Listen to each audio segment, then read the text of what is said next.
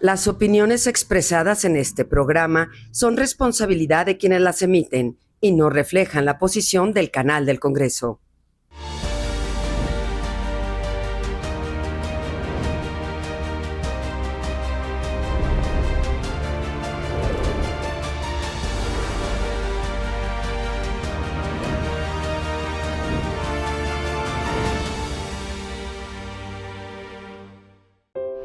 Idea, imaginación, creación, sueño, ambición, trabajo intenso, infatigable, doloroso, con poderosas manos, pero también con gran imaginación para que el metal obedezca y se transforme y sea obra de arte.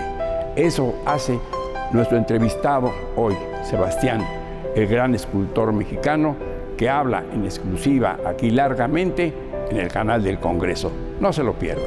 Reyes Razo le convida y ya se lo agradece. Él es el escultor que le dio identidad al vacío, quien hizo que una ciudad también pudiera hablar a través de sus formas. Enrique Carvajal, mejor conocido como Sebastián, llevó el arte mexicano a plazas, avenidas y ciudades del mundo. Con acero, color y visión, sus obras se alzan como símbolos de modernidad y memoria. Cada escultura suya transforma el paisaje y resuena con quienes lo habitan. Su historia nos recuerda que el arte no solo se contempla, se vive, porque cuando la imaginación toma forma, la cultura permanece.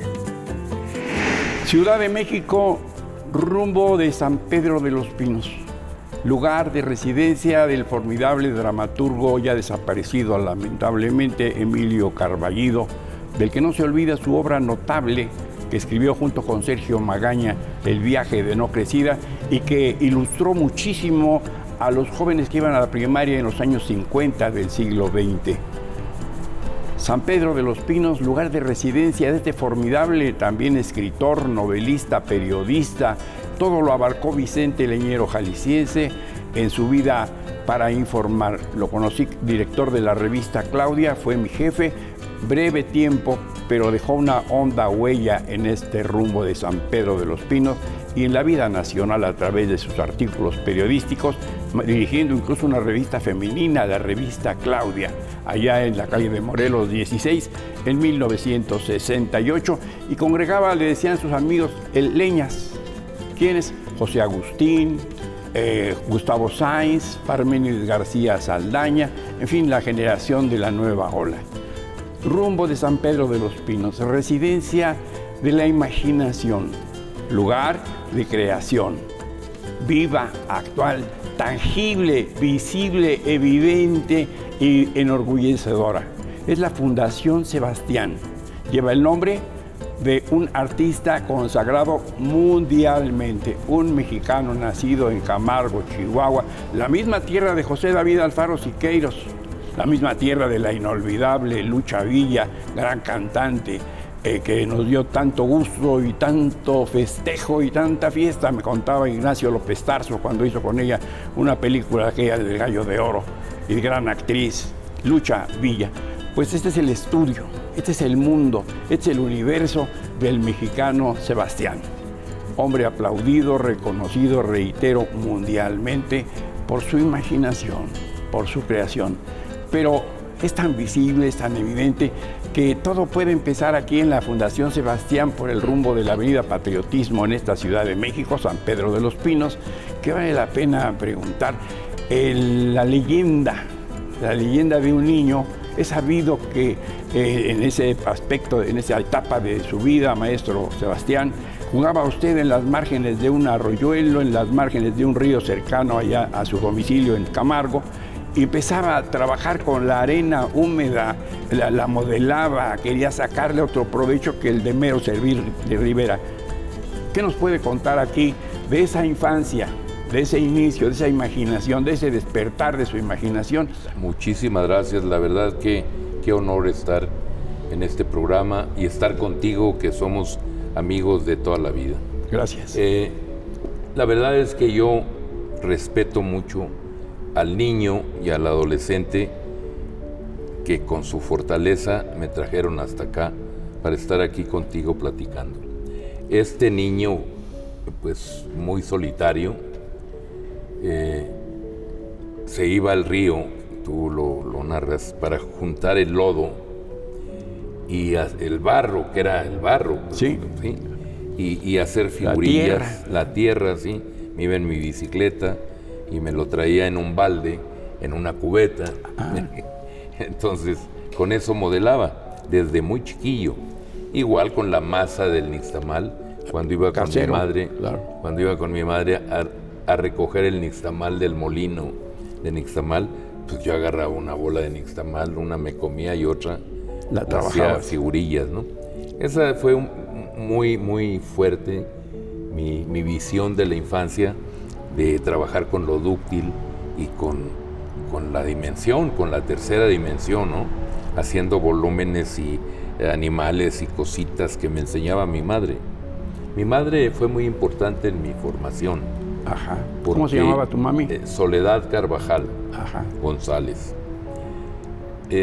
Mi madre me enseñó a pintar flores al óleo. Me enseñó a preparar las telas para pintar. O sea, me enseñó muchas cosas artesanales desde muy niño, ¿no? Propicia. Sí, todo perfecto. Tu infancia propicia. Y entonces yo podía pedir cosas, colores, y ella me buscaba los colores, ¿no? Aunque en Camargo no había muchos colores porque un pueblo pequeño en aquella época, pero siempre me compraba mis colores o mis crayones para que yo tuviera con qué trabajar. Y esa fue mi infancia. Mi infancia fue Feliz. feliz, pero con soledad. Con soledad mi mamá. Sí, fue muy ¿Hijo feliz. único? No, fíjate, fuimos 3 hermanos, 2 hermanos más grandes, y yo fui ya el último de los 3, ¿no?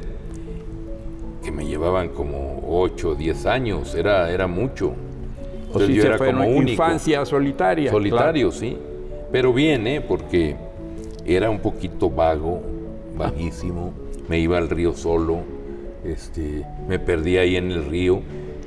Yo nací en una Mesopotamia, entre el Conchos y el Florido. Así como el Tigris Así. y el Éufrates. Exactamente, ¿no?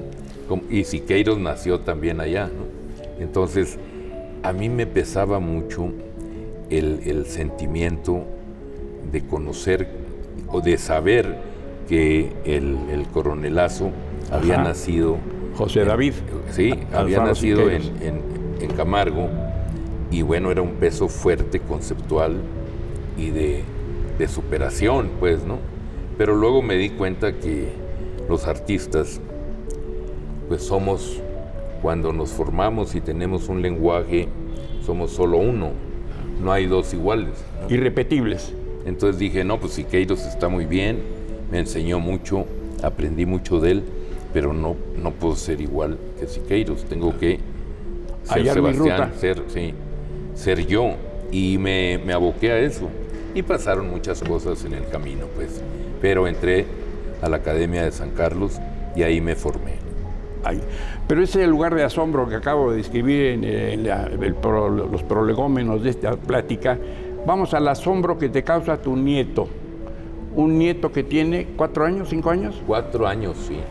¿Qué te asombra de ese niño, de esa infancia que contemplas? No, me ha asombrado cosas de que yo no he entendido muchas cosas porque le brotan su pensamiento, y aprendió a leer solo. Y nadie me cree que aprendió a leer solo. Solito.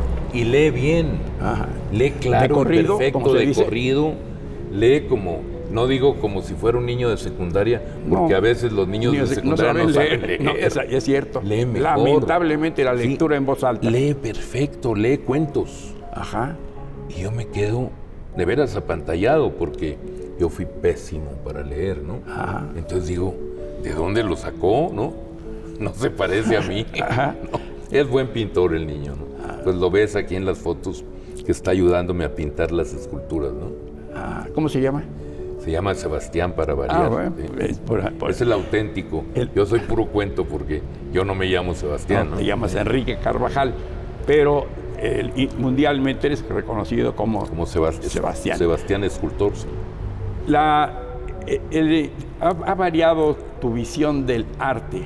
Es una pregunta ¿eres hoy el que soñaste ser? ¿El que te propusiste ser? ¿Conseguiste ser a tus 70 y algo de edad? La verdad, sí, porque yo sigo produciendo y sigo teniendo invitaciones a nivel internacional y sigo haciendo cosas internacionales. Entonces, pues es lo que yo quería. Ajá. Y estoy entero a mi edad. Estoy trabajando muy duro. Tengo petición, por ejemplo, de una gran pieza para Estados Unidos. Tengo para la República también varios proyectos. Entonces estamos trabajando muy duro y aparte, pues estoy volviendo a pintar intenso, ¿no? Ajá. Maestro, hay una definición. Tu obra va creciendo hasta llegar un día a una gran obra que totalice todo ello, todo ese avance, todo ese proceso de realización. Sí, pero con toda esa gran obra estoy también muy metido con la arquitectura, con la concepción de espacios arquitectónicos. Y ya he construido algunos edificios, o sea, estoy metido también en aquel camino, pero pues también estoy metido en la moda, o sea, he diseñado vestidos, sobre todo para mujeres. Ajá. Solamente para mujeres. Solamente sí, para mujeres. Porque, qué bueno. Luego entonces tienes que ver con la matemática, tienes que ver con el cálculo, tienes que ver con la perspectiva, tienes que ver con materiales. Entonces, ¿cómo se has ido enriqueciendo? ¿Por urgencia, por necesidad o es también vocación? Tenía yo una vocación hacia lo matemático y hacia el gusto del conocimiento de las matemáticas y la geometría. Eso es como nato, pero no necesitas estudiar e informarte. Y yo no estudié hasta secundaria estudié. Claro, académicamente a la secundaria. Y no entré a la prepa, pero empecé a estudiar lo que yo necesitaba para lo que iba haciendo en mis estructuras transformables y entender de qué se trataba y que ya no era una geometría euclidiana solamente, que era más seria, más profunda, era una geometría no euclidiana, se iba a lo topológico, o sea, se iba complicando y todo eso pues fui teniendo información. De tal manera que en este momento, hace 2 meses, acabamos de sacar un libro que se llama Cuántica, Cuántica, ¿sí? Que es un físico y un escultor. Entre los dos hicimos el libro y el libro existe y es física y escultura. Ajá. O sea, es varios lenguajes. Complejo, pero no, porque están integrados y es el espacio mismo. Ajá. Y es el espacio-tiempo y es la multidimensión llevada a la física cuántica, pues, ¿no? Cuando empezó tu carrera, ¿imaginabas que ibas a modelar, a dar un sentido tan diferente a los materiales, de embellecer el metal? Casi lo adivinaba, casi te puedo decir que estaba seguro, casi te puedo decir que visualizaba mi camino y que sabía que iba a tener muchos problemas y los tuve en el camino. ¿Ah, sí? No fue fácil, Ajá. porque si se te cierra un camino, buscas otro lado o brincas o vas por abajo, pero vas adelante, ¿no?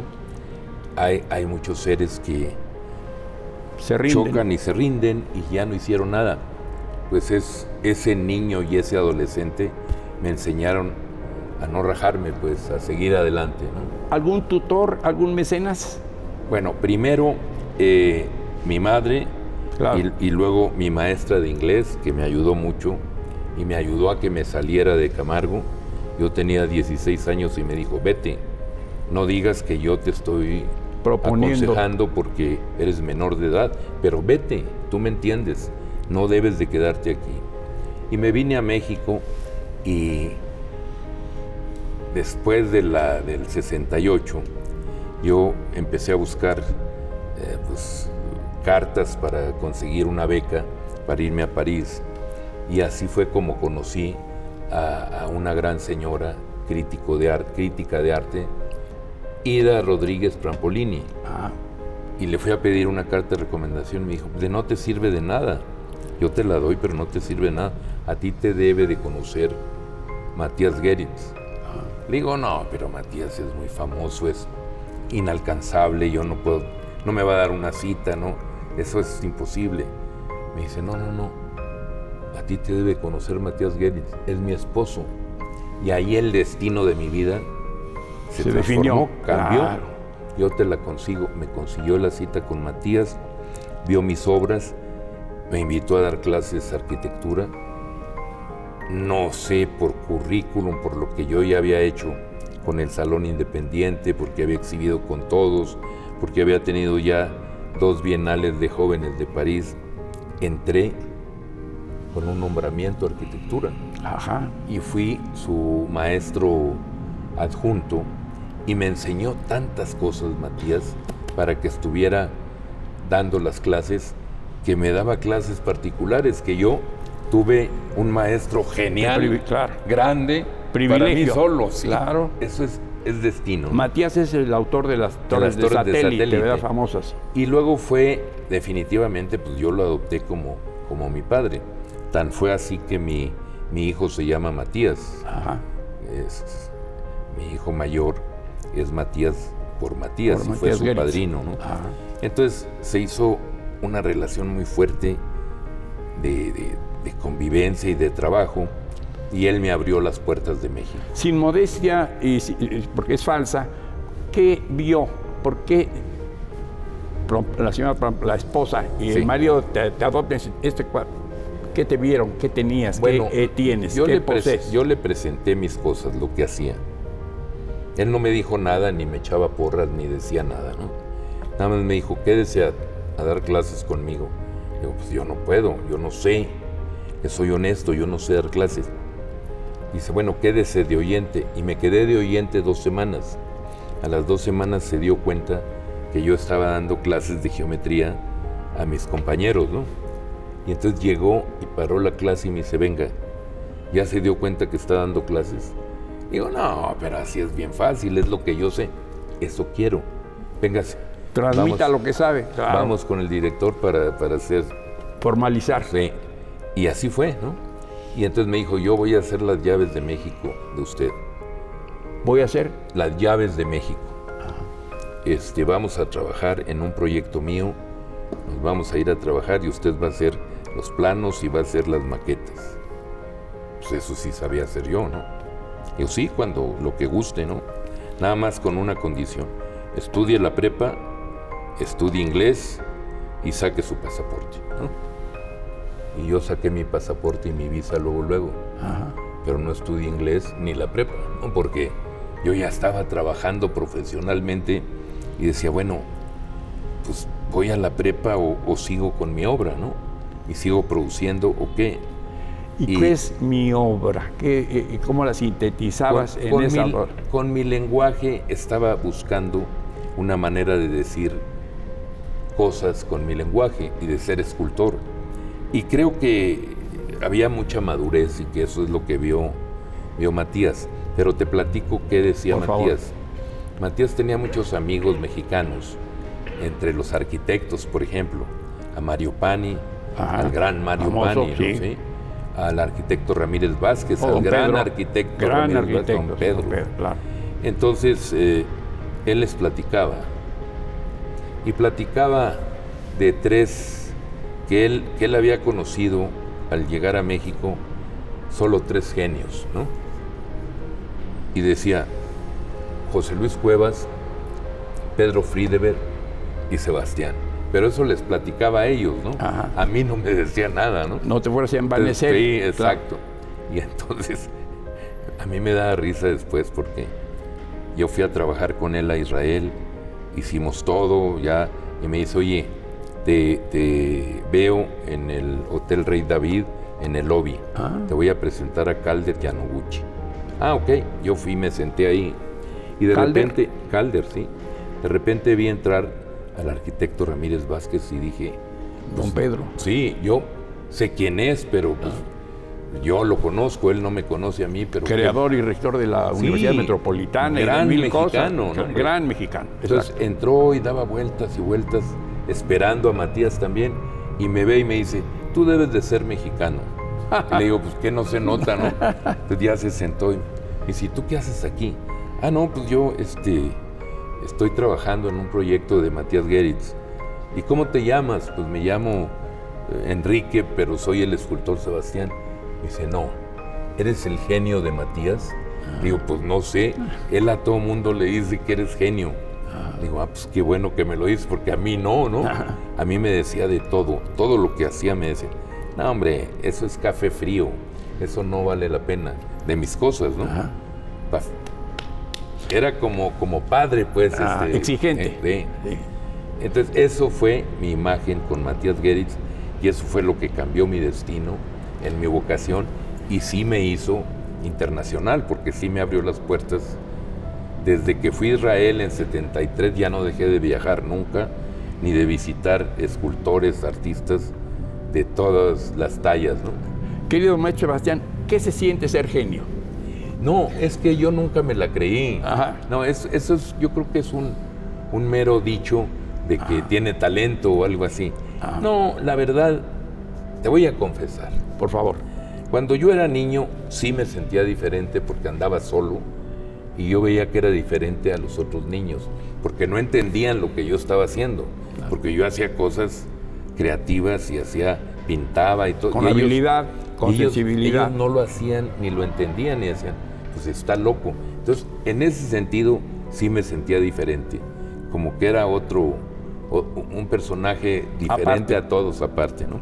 Pero lo de genio, pues lo de genio es un mero dicho, ¿no? Eso, he trabajado mucho, he hecho muchas cosas, pero para ser genio se necesita ser, pues más, un gran científico, un Einstein. Pero hay muchos tomos que se llaman Sebastián ante la crítica, Sí, y abarca ya, muchos, esa sí. crítica ya es una enciclopedia británica casi, de suerte que algo debe haber. De suerte que nos asombró, por ejemplo, a los habitantes de la Ciudad de México, el Gran Caballito. Sí. ¿Cómo surgió eso? ¿Cómo se dio la oportunidad? ¿Y con qué visión sustituir al caballo de Carlos IV con el arte mexicano? Bueno, de un genio mexicano. Fue relativamente sencillo, pero también fue complicado. Por favor. Primero, yo hice una experiencia de el mismo recorrido de Tolsá para formarse, desde los etruscos, los griegos arcaicos, los griegos clásicos, los romanos, el barroco y todo lo grecolatino, el barroco y luego pues el estilo de Tolsá, neoclásico. Todo eso, dije, lo voy a tener que hacer yo si quiero diseñar un caballo para Reforma. Entonces me fui a los etruscos, las cabecitas de caballos etruscos primitivas. Brinqué a los griegos arcaicos, con los aurigas, con todas estas cabezas de caballo también arcaicas de los griegos arcaicos. Y luego brinqué por lo grecolatino, por los griegos clásicos y por los romanos, sintiendo que era el propio camino, la ruta, sí. Y luego busqué a un moderno y dije, ¿qué moderno ha bebido de aquellos caballitos? Y sí existió Braque, el cubista, el compañero de Picasso, que hizo muchos caballitos partiendo de los etruscos. Dije, esa es mi línea y mi familia. Si él es moderno, pues yo voy a llegar hasta mi momento. A lo contemporáneo. A lo contemporáneo, para hacer una imagen que tenga que ver con los etruscos, igual que Tolsá, y vaya en paralelo. Un poquito como puede ser el paralelo entre las geometrías euclidianas y las no euclidianas, ¿no? Que tienen nexos y a veces llegan a ser casi lo mismo, pero siguen en dos líneas de investigación y de transformación. Total, eso hice y empecé a diseñar el caballito. Y bueno, pues esa es la historia de mi caballito, ¿no? Luego entonces en cada escultura hay mucha cultura. Sí, es verdad. Muchas personas piensan que yo hago nomás porque se me ocurren no, pero esa descripción de unos los monigotes, ¿sí? Ajá. No, cada cosa en la que me meto tiene un sentido profundo de concepto, de geometría, de matemáticas, de física detrás. Ajá. Ese es un mero medio para llegar al fin plástico. Puede estar y no estar, pero también demuestra que la ciencia es también una creación, y si se mezcla con el arte, pues se fortalece más y se hace más abstracta y al mismo tiempo más concreta y más profunda, según yo, ¿no? Maestro Sebastián, ¿se siente usted bien comprendido o es necesario que cuando le ponen, oye, ¿y qué querías decir aquí o por qué hiciste esto? Y usted dice... Es muy fácil ¿cuál es y la muy respuesta? difícil. Sí. A ver. Muy fácil y muy difícil. Cuando un ser creador propone algo diferente, agrede y golpea porque los otros no están preparados para recibirlo y poco a poco tienen que entender el lenguaje y aprenderlo como un idioma o como tomar un vino y paladearlo hasta que se dan cuenta que es bueno. Es vino, claro. Entonces, eso pasa con el arte. Pero una vez que ya entienden el lenguaje de este hacedor, claro, pues ya muy fácilmente dicen, ese es un Sebastián, ese es otro Sebastián, este parece un Sebastián, pero no es. Ajá, ¿sí? ajá, Es de la claro, escuela de Sebastián. Claro, también. Y entonces es lo que pasa con todos los artistas. Es como con Picasso. Pues, ¿cómo voy a reconocer un Picasso tan extraño? Pues es muy sencillo, entendiendo el lenguaje. Claro, o a qué periodo corresponde, ¿sí? El azul o el rosa o la señorita de Aviñón, etc. Exactamente. Claro. ¿Y qué se necesita hacer? Pues un poquito enterado del asunto. Y cuando juntas todo, pues ya empiezas a ser medio más culto. No es mi papel, yo soy enterado, yo estudio mis cosas y voy a mis temas, pero un hombre culto así como los grandes hombres cultos, pues yo no soy. Pero me aplico, trato de serlo, ¿no? ¿Sí? Igual, por ejemplo, en el chacmol. El chacmol lo he hecho toda mi vida, desde los 60s. He estado haciendo piezas de chacmol, el mismo tema, y todos van variando y todos son diferentes. A la fecha hay 37 chacmoles diferentes y los exhibí en antropología. ¿Dónde más? Claro. Era donde debía de exhibirlos. Estar, claro. Y están chacmoles de un hombre que visualizó esa figura icónica de los prehispánicos, sí, y traerla hasta hoy en lo moderno. Y bueno, esa es otra manera, por ejemplo, de hacer entender al pueblo, a las personas, que hay esa posibilidad. Y de repente ya ven, dicen, pero eso chacmol, si el chacmol es así. Y empiezan a ver el lenguaje y dicen, no, pues sí es un chacmol. Y de tal manera que llega un momento en que convences y que tu obra tiene sentido, que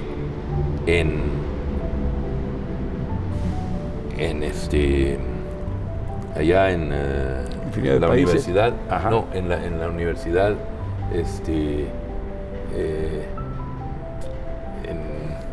no importa, es la ciudad maravillosa donde tengo una escultura menos ahorita me acuerdo. De tantos miles. Hay un chacmol que donó México a Dublín, en Irlanda. Y está en la universidad. Sí. Y en los jardines hay un chacmol de Moore.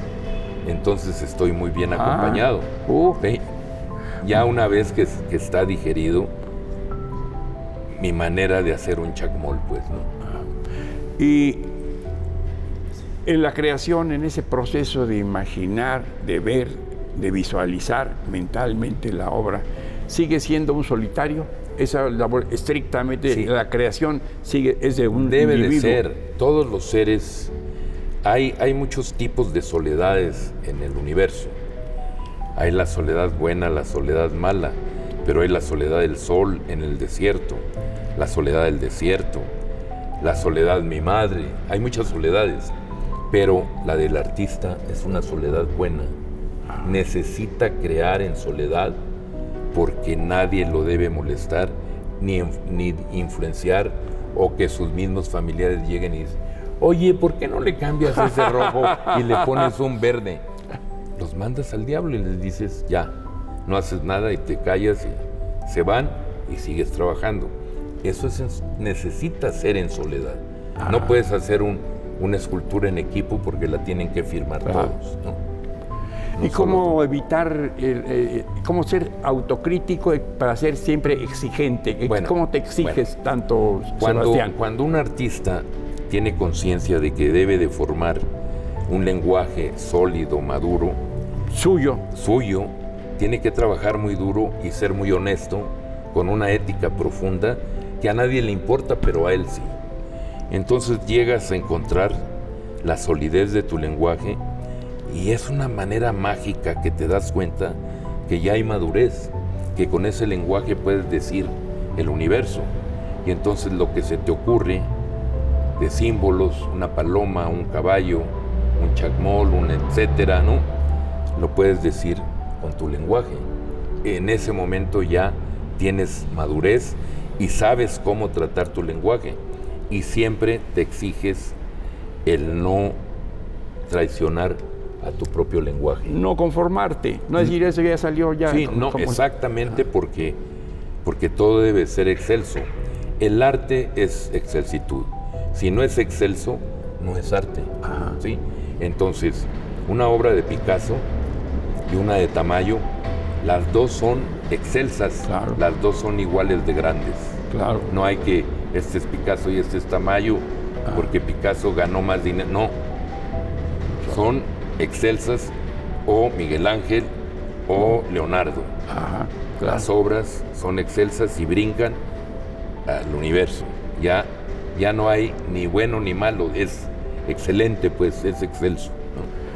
Hay exposiciones al principio de esta espléndida conversación, ya por lo que nos confías aquí en el canal del Congreso, hay muchos planes para seguir exponiendo pronto en otros países. Y aquí en México, ¿cuándo expones o ya no te preocupa tanto exponer aquí? Sí, de vez en cuando salen exposiciones. Ahorita para México tuve una muy grande que fue un éxito en el Congreso justamente. Exhibí pues más de 50 piezas y fue un éxito, fue muy bien recibida y fue aplaudida y con excelentes textos escritos sobre la obra. El líder del Congreso hizo un texto maravilloso, muy plástico, muy culto, muy conocedor del tema. Entonces, yo estoy muy contento. Claro. Y me hicieron un reconocimiento y entonces yo también hice otro reconocimiento y dije, ok, dono una pieza para que se quede en el Congreso, ¿no? Pero volviendo, y a tu vez, a artistas jóvenes buscas tú su superación, alientas, haces de mecenas, como tuviste tú el privilegio con Matías Geritz. Yo tengo una colección, una parte de obra de mediano y pequeño formato, de todo, para aquí, para la Fundación, pero tengo una muy especial que se llama la colección Soledad, que son cuadros de 5 metros por 3 metros, muy grandes. Y tengo ahorita 86 piezas de diferentes artistas mexicanos, todos diferentes. Todos los que me preguntes están ahí, ¿sí? Y quiero llegar a los 100 cuadros. Eso será la cantidad de la colección. Es muy difícil tener una colección de ese tamaño. Claro. Pero, bueno, pues entonces, ¿para qué está uno aquí? Si no es para hacer cosas, ¿no? Y esa es propiedad de la Fundación, ¿lo donarás al país? No, esa es una visión de que yo estoy negociando con un espacio para donarla en comodato a 90 años, 100 años, y con la condición de que yo diseñe el museo que la va a albergar. No es un espacio que ya exista, debe de ser especial para que esté toda completa como obra. y estamos haciendo un libro de las 100 obras, ¿no? Esa es la idea completa a través de la fundación. Cuando vas a Ciudad de Nezahualcóyotl, hace poco estuvimos ahí en la casa de la Chiquita González, este gran boxeador, y ves tu coyote, ¿qué te emociona? Tuve el privilegio en aquellos meses, en aquellos años de acompañarte ahí, pero cuando ves tu obra allí y que todo el mundo se vuelve punto de referencia, por favor. Algo que pasó con el caballito. El caballito fue la primera obra de esa naturaleza en México, y entonces la querían quitar y la odiaban, pero poco a poco fue asimilando y se fue ganando su espacio, claro, hasta que ya ahora es un ícono. Claro. Todo el mundo entiende que es el caballito. No hay quien se le ocurra que quite el meso de ahí. Va y se saca fotos y la ven publicada por todo el mundo. Eso es increíble. Sí, de referencia. Entonces, al coyote le pasó eso, pero más fuerte, porque aquí vinieron, presentamos el coyote, ya con la conciencia de ser de Ciudad Neza, se pararon en fila y compraron piezas pequeñas que yo doné, de piezas chicas y piezas de 60 centímetros y 5 de 1 metro. Estuvieron dejando el cheque y con eso se hizo el coyote, ¿sí? Entonces es una obra casi autofinanciable. El municipio sí puso para la pintura, para cosas, y se hizo, ¿no? Pero gracias a un presidente visionario que se abrió, presidente municipal, que se abrió y entendió que había que jugársela, aunque le tiraran porque era muy grande, sí, porque la quería de 10 metros. Digo, no, hombre, de 10 metros es nada, es insignificante. Claro. Tienes que hacerla de 40, 50. No, ¿cómo? Ya le di la fórmula. Dijo, bueno, vamos, 40.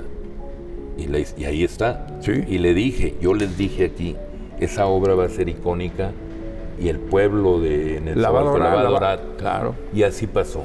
Claro. Tú sabes que tienen sus camisetas y sus chamarras y en todas traen el coyote, ¿no? Y es el coyote de Neza, ¿no? Hay hasta canciones del coyote de Neza. O sea, ya se quedó en su lugar, ¿no?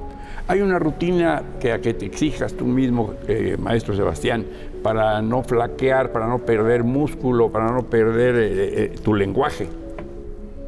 Sí, todos los días. La rutina es trabajar todos los días, inventar todos los días. De repente yo estaba esperando decisiones de proyectos y decía, bueno, ahorita no puedo hacer nada. No, sí pude hacer. Agarré mis libretas y empecé a trazar nuevos diseños para pinturas y me puse a hacerlos en todos lados, y es una rutina todos los días. En la mañana, estando en San Antonio incluso, me levantaba y decía, lo primero es ir a ver mi dibujo, trazar, das 2, 3 colores, me baño y regreso otra vez a seguirle hasta que lo termine. Lo termino y desayuno. O sea, es una rutina de entrega, la verdad, ¿eh? Y eso es un placer.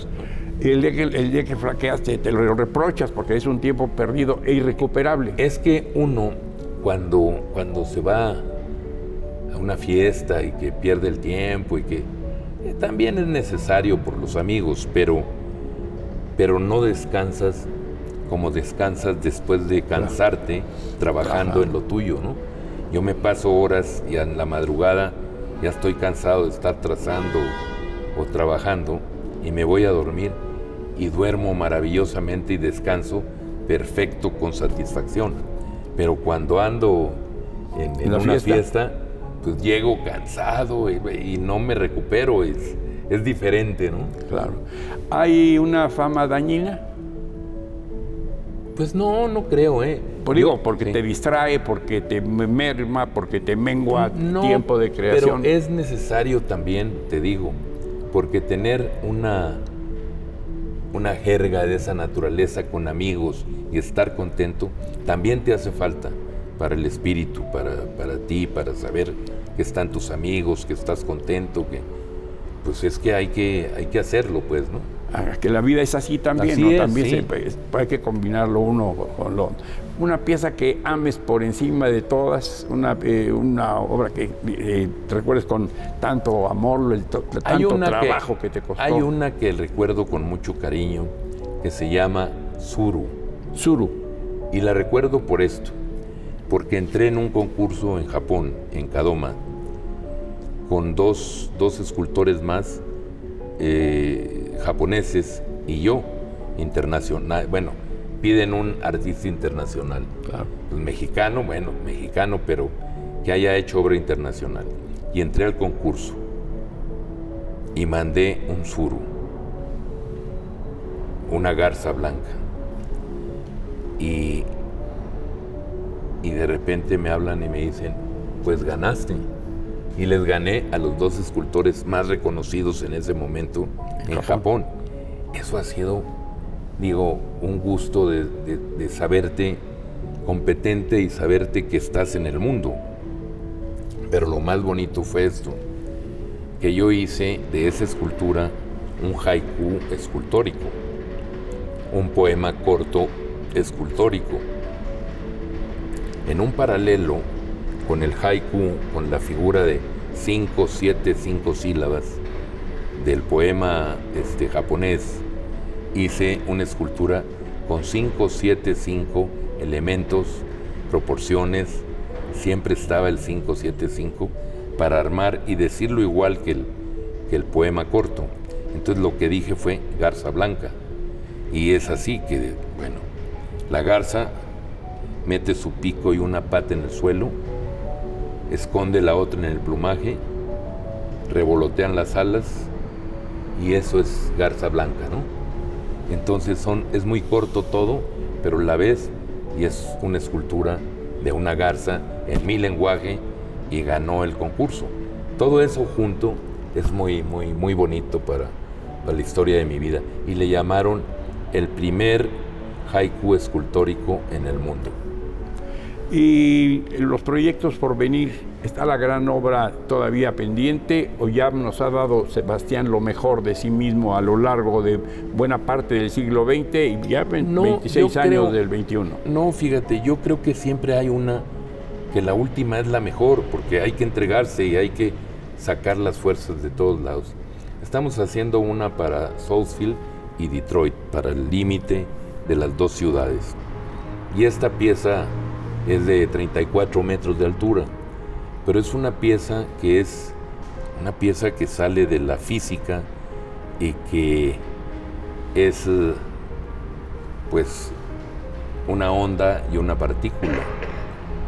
Es dualidad, onda-partícula. Esa es la representación de la pieza. Y entonces se ve la pieza con 2 cónicas. Si la giro, de repente la veo como si fuera la partícula. Le sigo girando y de repente se abre y se ve como si fuera la onda. O sea, es esas dos opciones que es la física cuántica. Onda-partícula es la definición.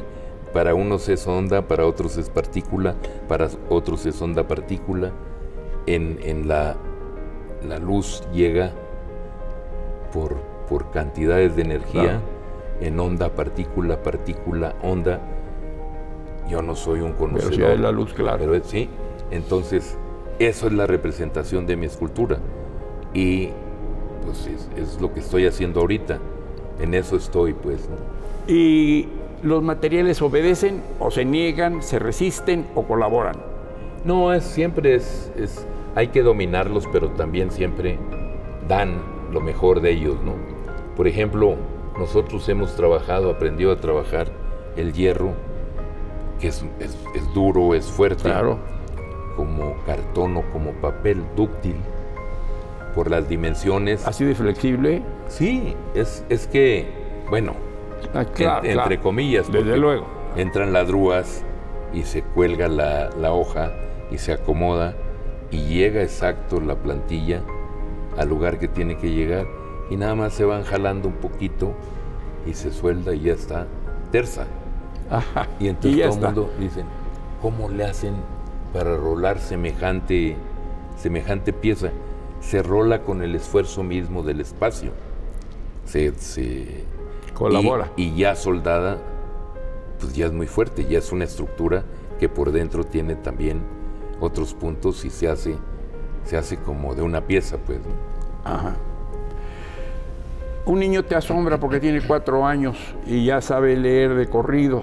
Sí, y escribir. Y a ti te y tú a tus 70 y tantos sigues asombrando a Sebastián. Pues mira, yo me asombro que todavía pueda razonar cosas y que me asombren.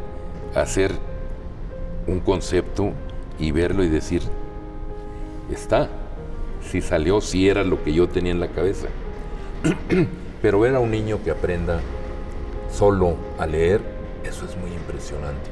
Pero él tiene esa visión actual, pero tú tienes una habilidad manual que Sí. la naturaleza te dotó. Eso es verdad, eso sí es verdad. Tengo esa posibilidad de ver, de tener una pantallita aquí para ver las cosas, porque las veo. Veo los ángulos, resuelvo mis ángulos. Y tengo un corazón de mexicano, pues, ¿no? Claro. Y tu gremio, tus iguales, tus pares, ¿cómo se tratan los artistas? Te iba a decir, no hay iguales. No hay igual. Claro, quedamos en que cada uno es individual. Sí, es individual. Claro. No, mira, el medio es ingrato. Es ingrato por esto. Porque a los seres humanos nos pasa, esa es una condición humana. Sí. Que vemos, aunque tengamos todo, seamos muy ricos, muy poderosos, tengamos fama, entre comillas, vemos que otro la hace y tenemos envidia y empezamos a fregar, ¿no? Eso, sobre todo aquí en el país, así sucede. Que triunfa uno por ahí, que se fue a Nueva York y que exhibió y que... No, pues es que lo ayudaron, es que no sé qué. Así es de ingrato el gremio. El medio. Pero pues tú las vas llevando porque yo tengo una concha muy fuerte, caparazón para protegerme de todo, de los ataques cuando estoy haciendo obra monumental, porque las gentes que no saben les pasa lo mismo y dicen, eso es una porquería, eso hasta yo lo hago. Y dices, bueno, pues ok. Dale, pues. No, se robó tantos millones, yo tengo mis contratos, ¿no? Yo tengo todo exacto, pero le inventan cosas y la gente se lo cree. Dicen, no, pues sí, es un ratero, se robó el dinero. No, aquí está. Yo cobré esto y eso costó. Pasa mucho eso para desprestigiar, para echar abajo cosas, pero yo me he mantenido, ¿eh? Claro. Han tratado de pegarme y tú lo has visto en muchos momentos. Con el guerrero Chimali me estaban destruyendo, pero horrible, y yo resistí. Con los arcos de Guadalajara igual. Y ahora los arcos son turísticos. Sí. El caballito es una imagen. El guerrero Chimali es de los de Chimalhuacán. Las puertas Las de Chihuahua, las puertas de la amistad en Montreal. O sea, hay en muchas partes del mundo. La escultura de la antorcha de la amistad en San Antonio es un ícono. ¿Qué es esta? La amarilla que estaba aquí hace un ratito. No, es una antorcha. Ajá. Que está en el centro, en downtown San Antonio, Ajá. cerca del río. Del río. Y ya es de San Antonio, es un ícono. Entonces yo la veo y digo, chin, ya no es mía, ¿no? Pero es así el proceso, ¿eh? Y en los libros está todo, y la verdad, lo más bonito es que en toda mi vida he trabajado con la verdad y está transparente. Entonces la transparencia desarma, no te pueden hacer nada, ¿no? Haces un ademán que Siqueiros inmortalizó ofreciendo sus manos, también las manos de Siqueiros, y lo vimos morir allá en el 74. Sí, es cierto. ¿Llegaste a tratarlo y llegó a darte algún consejo de paisano, de maestro? Lo vi 2 veces. Una en San Carlos, lo saludé, es la única vez que lo vi así de cerca. Y otra vez haciendo cola en una exposición del Salón Independiente, haciendo cola en mi obra para ir a ver la obra porque se tenía que asomar por un visor y darle vuelta. Entonces era impresionante ver a Siqueiros haciendo cola en mi obra. Es las únicas veces que yo lo vi. Pero la admiración a la obra, a todo, pues es de toda la vida, ¿no? Ajá. Sí, las manos es lo vital. Sí. ¿Cuidas mucho tus manos? No, fíjate, yo las trato a trabajar, ¿no? Ajá. Son manos poderosas, fuertes, vigorosas. Como dicen, son manos de hombre. Manos, pintas. Dices que estás volviendo a pintar. Pinto, pero yo te platico eso, ¿no? Por favor. Yo tengo un rubor, si tú quieres, no sé cómo decirlo, no complejo, pero... ¿Te inhibe algo? Inhibido, Ajá. porque cuando yo empecé a estudiar en San Carlos, estaba haciendo un autorretrato en pintura y me estaba quedando bien dibujado, bien hecho, y llegaba mi maestro y me decía, Carvajal, más color. Y yo en esa época no entendía por qué más color si yo le ponía todos los colores, ¿no? Y fue como 10 veces que me dijo, y yo le decía, como decimos en el norte, en aquella época, sí, señor, o sea, sí, ya entendí. Me decía, no me digas, señor, me llamo Antonio. Sí, señor. ¿No? Y entonces llegaba otra vez hasta que se hartó y fue por una estopa, la llenó de aguarrás y me borró todo el cuadro. Yo soy norteño. Yo pude haber explotado y haber dicho maldad, no sé qué cosa, ¿no? Entonces me callé, respeté al maestro, aguanté todo, descolgué mi cuadro, agarré mis pinturas, agarré todo y me fui. Y nunca más volví a la clase de pintura y me metí a la clase de escultura. Y primero soy escultor. Ajá. Si te das cuenta, lo fundamental es escultura. De bella escultura, sí. Y siempre tuve esa sensación de que, ¿por qué me decía más color? Y lo entendí, pero claro, la pintura es 2 dimensiones y fundamentalmente es color. ¿Sí? Es color y 2 dimensiones, no son 3 dimensiones. Es plano y ahí haces la fantasía con el color, ¿no? Y él pedía que yo pusiera color, no que dibujara como escultura, para que se viera la tercera dimensión, ¿no? Y ya lo entendí y empecé a pintar. Yo, acá, sin que nadie se diera cuenta, y empecé a guardar mi obra. Y un buen día me llega una invitación, ya siendo Sebastián escultor con premios y cosas, me llega una invitación para que participara en la trienal de artistas en Osaka. En Japón. Trinity College se llama el colegio de Trinity College. Sí. Bueno, de Irlanda. Exacto. Sí, Trinity College. Sí. Sí. Y entonces, en la trienal de Japón, me mando obra, pintura, acá también con discreción. La mando, la aceptan, entra al concurso, son 200 artistas de todo el mundo que participan, de los mejores artistas del mundo. Una trienal era para eso, ¿no? O bienal. Y entonces, pues ya, pasó un mes y me avisan y me dicen, bueno, pues usted ganó la bienal de pintura. Y en ese momento dije, claro, yo soy pintor. Ya soy pintor, claro. Digo, si ganas una bienal y le ganas a 200 artistas... ¿Eres? ¿Qué le más? Vamos a hacer? Sí, pero no quedó ahí. En la siguiente, ya que volvió otra vez la trienal después de 3 años, porque era pintura, escultura, grabado, ¿no? Ajá. 3. Las 3 bienales las gané primer lugar. Ajá. Y una cuarta de pintura también la gané, pero ya segundo lugar. Un segundo lugar. Pues eres pintor, ¿no? También. Entonces me curó un poco, pero todavía yo pinto acá con discreción para un día dejar ahí que la vean y ya, ¿no? Pues espero que un día nos la muestres. Hoy, claro que sí. Hoy, este día, te agradezco profundamente en nombre del canal del Congreso, este franco, delicioso relato de tu existencia, de tu gran trabajo. Muchas gracias.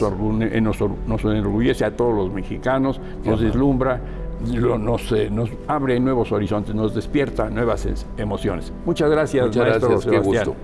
Muchas gracias.